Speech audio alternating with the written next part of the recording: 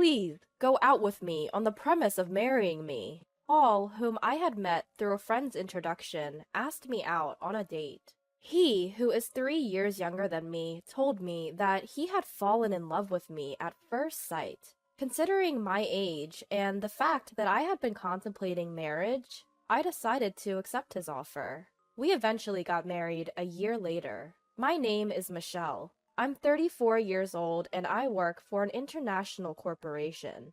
I've always dreamed of living abroad. My husband Paul, despite being younger, is a natural-born leader and can be described as the dominant one in our relationship. It wouldn't be an exaggeration to say he's the head of the household, but I didn't mind it. Having lived alone for a long time, I was accustomed to taking care of household chores, and I even enjoyed cooking.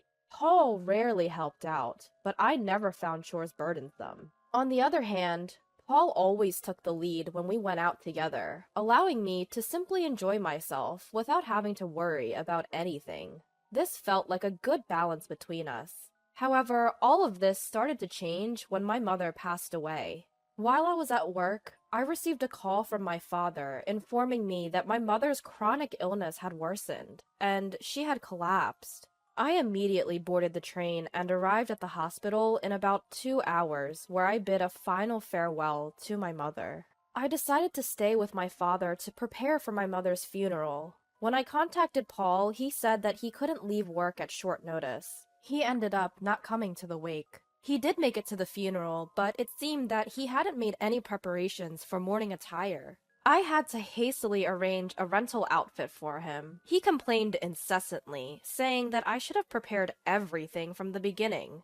Between my sorrow and being busy, I didn't have the capacity to deal with Paul, so I let his complaints slide. But apparently, he didn't appreciate that, as he was in a foul mood throughout. Ever since then, it feels like our marital arguments have increased. Well, after being married for 3 years, I think it's normal to have some quarrels. But even so, Paul has been picking fights rather aggressively recently. With his persistent domineering attitude, he often dictated what I should do and take care of. I got fed up and even tried refusing a few times. But since he didn't know how things were organized inside the house, even simple tasks like preparing for his own business trips would take a long time. Moreover, he would complain while bustling around the house, making an even bigger mess. In the end, I realized it's easier if I just do it myself. I wasn't being completely obedient. I took care of certain things to save myself the trouble. Next week is the gathering for my mom's first death anniversary. I'm going to start preparing for us to join, okay? When I said that, Paul responded grumpily. I have an important meeting that day. What should I do? I've mentioned this gathering well in advance. How could he suddenly say something like that? What, you're not going? Paul responded with a heavy sigh. It's not that, but it'll be tough to delegate everything to my juniors, you know? He seems happy about his recent promotion and constantly talks to me about his junior team members at every opportunity. I felt like sighing right back at him. Please plan for it, okay? I emphasized. It was the day before my mother's first death anniversary gathering. When I got home from work, Paul was sulking and drinking beer in the living room. I'm sorry I'm late. I had to work overtime. I'm sure he's in a bad mood because I came home late, causing a delay in dinner preparation. I've been waiting here for an hour, just as I thought. But it's just 1 hour, isn't it?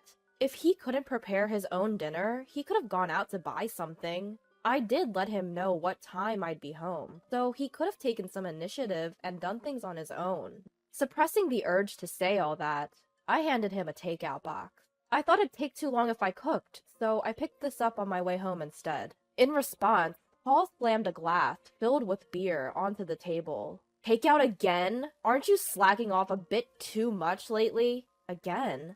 The last time I brought home takeout was about 2 weeks ago. Sure, I've been busy lately, and maybe I haven't been cooking a feast every day. Nevertheless, I'm mindful of maintaining a balanced nutritional intake and rarely rely on prepackaged items. So I don't think I deserve that kind of criticism. As I was considering whether to retort or not, Paul, misunderstanding something, decided to pour salt in the wound. Can't say anything because it's true, huh? Do your chores properly. You've been coming home late lately, saying you're working overtime. You're probably just out having an affair, Paul shouted. His words sparked a flare of resentment that had been building in me. Enough is enough. If you know I'm working late, the least you can do is prepare dinner for us. It's fine if you can't cook. Picking up some takeout isn't too hard to do, is it? I always make sure to inform you when I'm going to be late, and even with the busyness, I take care of all our household chores. There's no need for that kind of tone. Paul gave me a glare. Huh? You're 3 years older than me, you know. I could have married a woman in her 20s, but I chose an older woman. Show some gratitude and do as I say. There's no one else who would want you, so you'd be in trouble if I were to leave you, wouldn't you? Did he really just say that? I was ticked off and couldn't hold back any longer. Then you should have married a younger woman. When we started dating and before we got married, didn't I ask if you were okay with me being older? You said it was okay, and that's why we got married. Even without you, I could have managed my life. Paul laughed mockingly at my words. Whatever. Let's get a divorce. With that, Paul took his beer and the takeout box and retreated to his room. We've had our share of arguments, but this was a first. I was done with him. I decided to eat my takeout dinner to calm my nerves. He must have been irritated because he was hungry.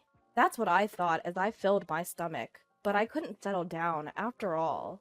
I couldn't believe this was happening the day before my mother's first death anniversary. After some time had passed, I called out to Paul from outside his room.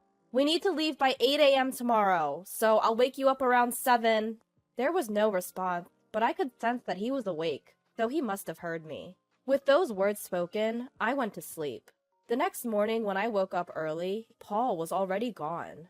The bags I had prepared were still in the room. It didn't seem like he headed to the gathering without me. Where did he disappear? I called his cell, but there was no answer. There was no response to my texts either. Since there was no other choice, I left a voicemail message and started preparing to head out on my own. I got a hold of Paul while I was waiting for the train at the station. I have to go to my meeting. I can't leave it to my juniors after all. When I answered the phone and heard only that, I panicked. Wait, what? Hold on! Despite my words, my voice was drowned out by the noise of the train, and the call ended. Overwhelmed by an indescribable mix of anger and resignation, I found myself in a state of stunned bewilderment. Before I could think further, the train arrived. Carrying unnecessary luggage for two, I boarded the train alone. When I arrived at my father's house, my father asked anxiously, "Where's Paul?" My father had been depressed since my mother's passing, and I didn't want to worry him further. I took a deep breath, managed to put on a smile, and said, "Sorry, he got called into an important meeting. He was supposed to come here, but he recently got a promotion and it sounded like an important meeting, so I told him he should prioritize that." My father nodded, understanding the situation. "I see. He's working hard. It's a shame I couldn't see him, but your mother would understand. Tell him he's always welcome to visit." Those words stung a little, but I managed to keep up my smile. Throughout the day, there was no contact from Paul, and the night grew late without me reaching out to him either. I planned to stay the night and return home the next day. That was originally planned, so I didn't see an issue with not contacting Paul. Still, it felt like I was acting childish. Maybe I should cook him some hamburger tomorrow. His favorite dish. With that thought in mind, I went to sleep. The next day, I left my father's house and arrived at home around noon. I wanted to drop my bags off before going grocery shopping. I walked into our living room. As expected, Paul had left dirty laundry sitting around. I sighed at the thought that he still didn't know how to use the washing machine, and dumped the left-behind laundry in the washer with my own laundry. Taking a break and returning to the living room, I noticed something on the table. When I got closer, I couldn't believe my eyes. There were divorce papers, which he had already signed. Why? I stared at the divorce papers, bewildered. Is this his way of asking for a divorce? I pulled out my cell phone from my bag. It should be his lunch break around this time. I wasn't sure if Paul would pick up, but surprisingly, he did as soon as I called. "Paul?" This divorce paper. What's this about? On the other end of the line, Paul laughed. What do you mean, what's this about? It's exactly as it looks. I don't need an older wife who isn't going to do household chores. That's why I decided I want a divorce. If I break up with you, I can even remarry a younger woman. At the end of the day, a wife is like a status symbol, right? I can't brag about you because you're older. It's quite challenging when my team members ask me about you, and evading the topic is no easy task. I was at a loss for words. I had nothing to say. If you don't want a divorce, then start doing your chores properly. I'm coming home as usual today, so don't forget to get some beer, alright? If you don't like that, take the divorce papers to the family court. It's up to you. With that, he hung up. The call ended without me getting a word in. I guess this is what it feels like to be too shocked to speak. Paul probably thought that if he said that, I would comply. I only did the chores because I didn't like to ask or beg him to do things. He must have thought all this time that I did it because I didn't want him to leave me. He must have thought I wouldn't stand up to him because he's the dominant one. Being married to a younger husband is sometimes envied, but really, there's nothing notable about it. I often found myself emphasizing the fact that my husband is younger. He's average in looks, average in personality, and earns an average income. There's nothing unique about him, so saying he's younger was just convenient. When we got married, I was worried about the age difference. But now we're both in our 30s, and he's only 3 years younger. If there was a decade or so between us, I might feel more affectionate. But it feels bad to be continuously called an older wife when we're practically the same age. I grabbed my bag and headed straight to the family court. When I submitted the divorce papers, I felt a sense of relief. I thought we were getting along fairly well, but that's over now. I can live without Paul. With that thought in mind, I felt a sudden sense of lightness, prompting me to contact my boss and request a few days of paid leave. Thankfully, the busy season at work had just ended, so he allowed me to take about a week off. Since I'm divorced now, I needed to sort out my belongings. I didn't have much stuff to begin with, so cleaning up was a breeze. I took the bigger items to a storage unit, packed my essentials and clothes in the car, and on a whim, I decided to head to a hot spring resort. It seemed to be the off-season for hotels, too, so I was able to book a stay at a cheap rate on the spot. I felt the excitement as I drove. As I enjoyed the hot springs and relaxed in my room, my phone rang. Michelle! I told you to get beer, didn't I? Where the hell are you? It's Paul's usual time to come home. I remembered hearing those words, and found it amusing. I'm at a hot spring resort right now. What? A hot spring resort? Why? What's going on? Didn't you say to file the divorce papers if I didn't agree with you? The flustered image of my ex-husband surfaced in my mind, and my laughter intensified. Hold on. Did you actually file it? Of course I did. Why? Why, you ask? It was your idea, Paul. Have you forgotten what you just said a few hours ago? Then I heard his clearly perturbed voice. Hey, you're joking, right? When you say hot spring resort, did you mean you went to some spa nearby? If that's the case, I'll pick up dinner, so just hurry back home. I couldn't stop laughing at the sudden, seemingly affectionate tone as he was proclaiming to be a caring husband. It was probably about an hour and a half of driving. There's even an outdoor natural hot spring. It's quite comfortable. I wonder if it will rain cats and dogs tomorrow since you're going out to buy your own dinner. I've already taken my belongings out so that you won't have to worry about me coming back. Please, take care of yourself. Paul was pleading desperately for me to return. But of course, I had no intention of going back. You're the one who prepared the divorce papers in the first place. Have you forgotten? It was blatantly obvious that you were using the threat of divorce to control me. I told you I could live without you. Now that you've divorced your older wife, you can go find a younger one. Whether you can or not, I don't know. Paul was completely silent. It might be none of my business, but you should probably consider moving out of that apartment too. Finally, Paul found his voice again. Why should I? His voice was barely a murmur. Think about your income. You'll go bankrupt soon if you keep living there. You can't clean, do laundry, cook. You'll have to use a housekeeping service and eat out, right? That costs money. It would be a problem if most of your salary went into rent. You thought you were the one providing for me, but my salary is actually almost double yours. You were never providing for me. If anything, it was the other way around. Also, you were acting all confident just because one junior came alone.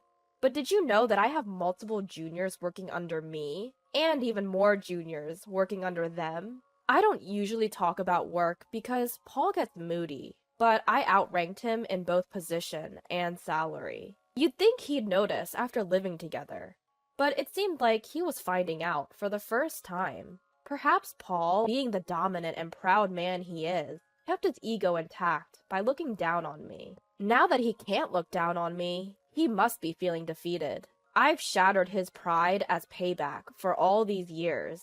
The reason I took care of household chores without complaining, even though you acted like a domineering husband at times, was partly because you were younger, and I cut you some slack, and partly because it was too much hassle to ask you for anything. It's not because I needed you to stay with me. I was just taking care of your needs while I was at it with my own chores. So, when you said, do the chores or we divorce, of course I chose divorce.